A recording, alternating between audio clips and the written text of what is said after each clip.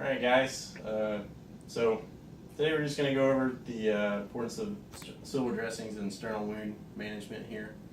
I've had a couple of sternal wound infections lately, so I thought this would be a good opportunity to talk about this, maybe bring it into the unit.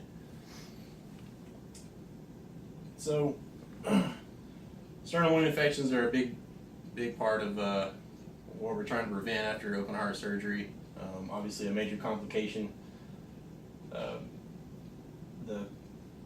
They have a pretty low incidence, 1 to 3% after surgery, but they're come with a 22% mortality rate for those that do end up with a sternal wound infection. So basically, I'm just going to be talking about my proposal as far as what we could do to help prevent those.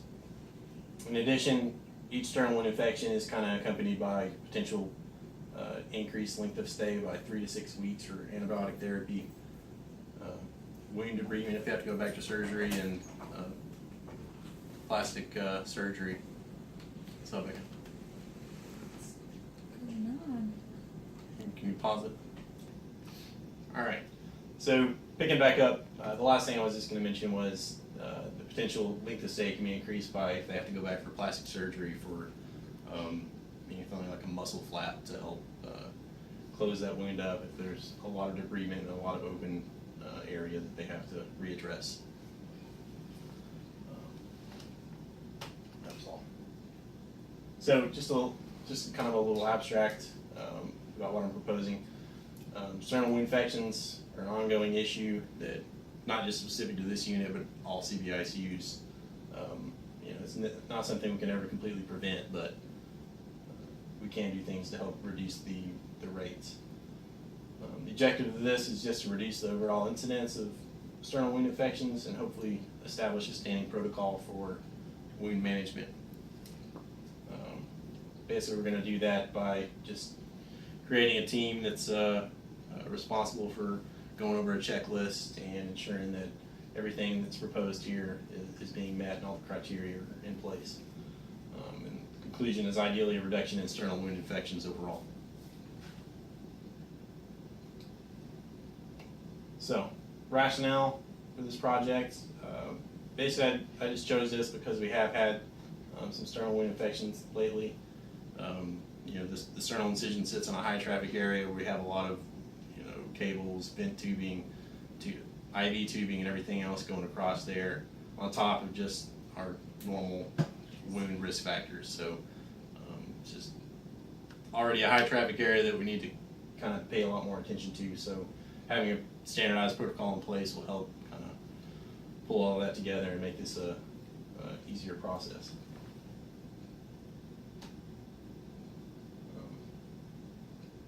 So with these, we're asked to do a PCOT question. It just kind of goes over the problem, intervention, comparison, outcome, and the time frame. We've already addressed the problem and the intervention. So our comparison is going to be to our traditional dressings that we've been using, the dry gauze and the tape. Outcome is obviously a reduction in the postoperative sternal wound infections, decreased length of stay, and improved patient outcomes overall. Time frame is to begin immediately, and we're going to be measuring all the postoperative patients that meet the inclusion criteria. Probably going to be measuring those for a period of 6 to 12 months, just depending on how much data we can get. So I pulled in 4 articles just to kind of help support my decision to make this proposal. The first one just kind of is a large-scale study that goes over a bunch of cardiac surgery cases.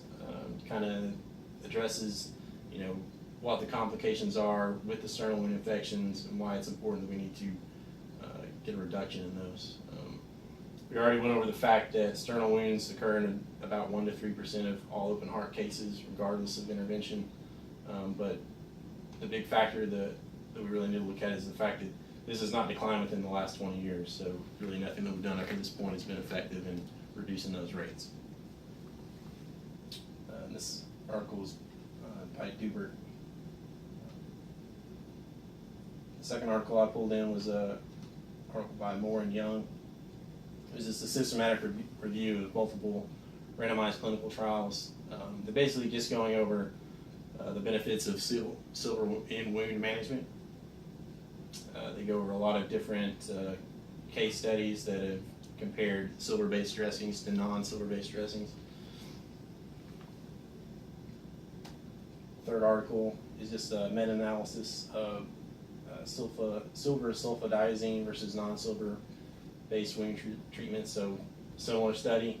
It's a little smaller scale, but it is a meta-analysis, so it's going over a lot of data from a lot of different studies. This one was not just specific to cardiac surgery, neither was the previous one. And Article 4 that I brought in is just it's a single study, but it looked at silver dressing in particular that we can use on this unit, and again just kind of supports the reasoning and the quality behind the silver dressing as opposed to traditional dressings. So I know this is a wall of text. I'll try to just sum it up. So my recommendation is that overall I have a proposal I'd like to present to the administrative team, get everyone on board. Basically, it's just a standardized protocol that everyone is able to use a silver dressing immediately post-op onto our sternal incisions instead of the dry gauze and tape.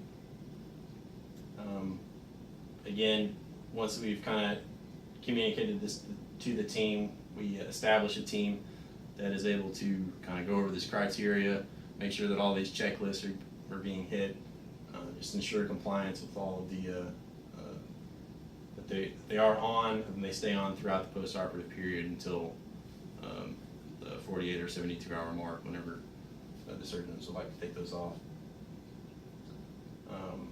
In addition to making sure that all those are met, they also can kind of go around throughout the unit through their shifts. We'll designate like a super user for each shift that's able to kind of make sure that each patients that meet those criteria are, that they can just go by the room, make sure no tubing or cables or anything are laying across the incision, make sure all the dressings are correct and all the areas being covered. I